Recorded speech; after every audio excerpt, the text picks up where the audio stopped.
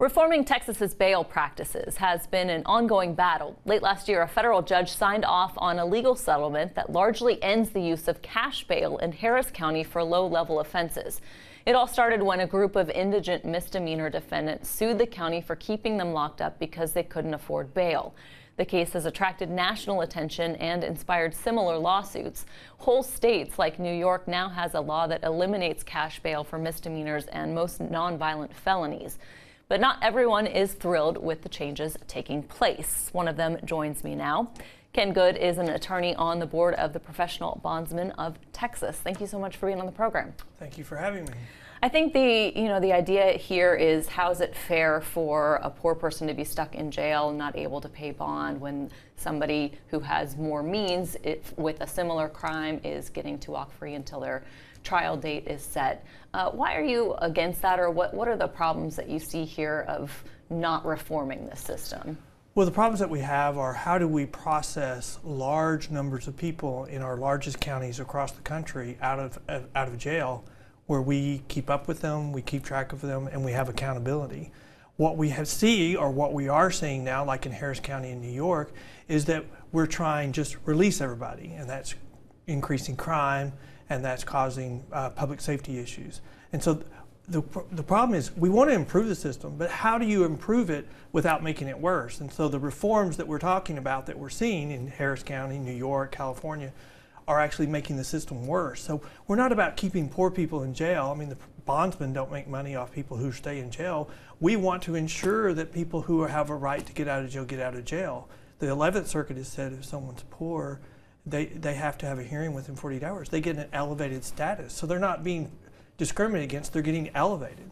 Well, I think the argument could be made, or some people might question, kind of the what's in it for you, because bail bonds industry obviously against this, because some of those bonds that are being paid are funded through those fees, or the Sure. bonds industry funded through those fees. So kind of the what's in it for you pushback there. What's your response to that?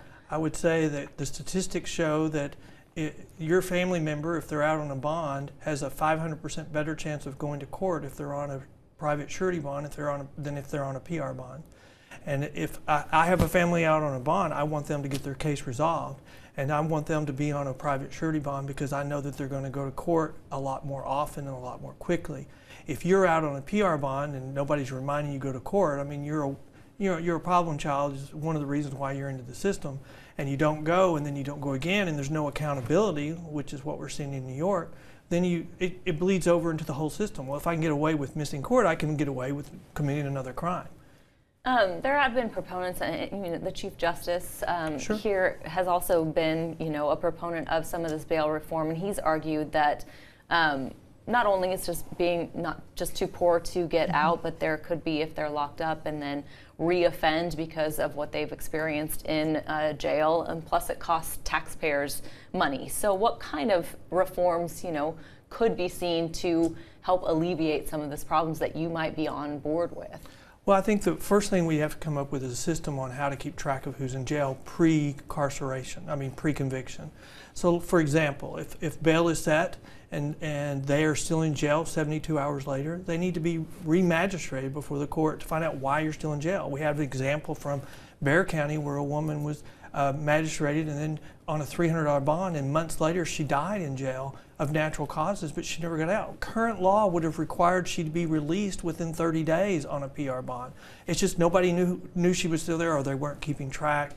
And so first of all, we got to learn how to keep track of who's in jail, and we got to have accountability. We don't have a problem with certain people. Let's give them a PR bond. Where we're having problems and we're having public safety issues is when they get a PR bond, fail to appear, 2nd, 3rd, 4th, 5th, 6th, 7th in Harris County, PR bonds, and with no end in sight. That means if they don't show up for court, they get rescheduled, the case gets put on hold. But if the victim doesn't show up just one time, the case gets dismissed because the complaining witness didn't show up for court. That's not fair. I think you're kind of speaking to this, but alternatives to money bail and kind of what lawmakers have been pushing in the past, are you in favor of that at all, in terms of just kind of letting a judge kind of make some of these decisions? Well, current law allows the judges to make those Sure. decisions, and what we're having is, from our friends on the other side, is they don't want the judges to use that discretion. They want to take the discretion away from them and just impose a requirement that they give everybody either just a release or a PR bond. The problem we're having with increases in crime is because all accountability has been taken away. And what we don't want is that. I mean, you've got to find a way to process large numbers of people in Travis County, Harris County out of the jail, and you got to have accountability.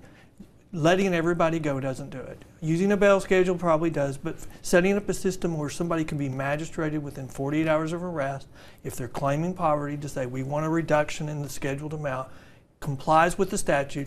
That's what the law requires. It's just that our friends on the other side are asking for a whole bunch more than that. And really what they're saying is, if they're poor, they shouldn't be prosecuted because they're poor.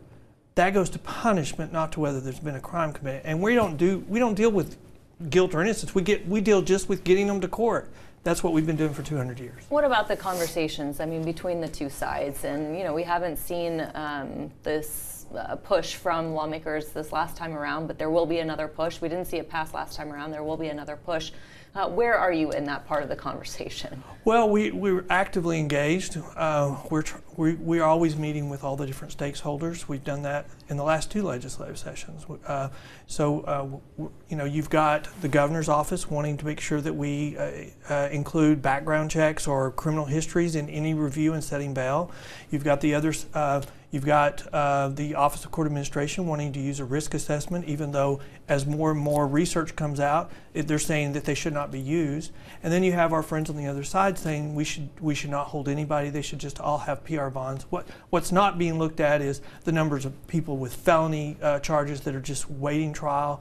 I think something that's not being addressed is whether we just need more courts, because there's a backlog of people just waiting to be tried, and that doesn't have anything to do with misdemeanors. And I think you've got a big gap. You've got the lieutenant governor who says he won't let anything with a risk assessment get through the Senate.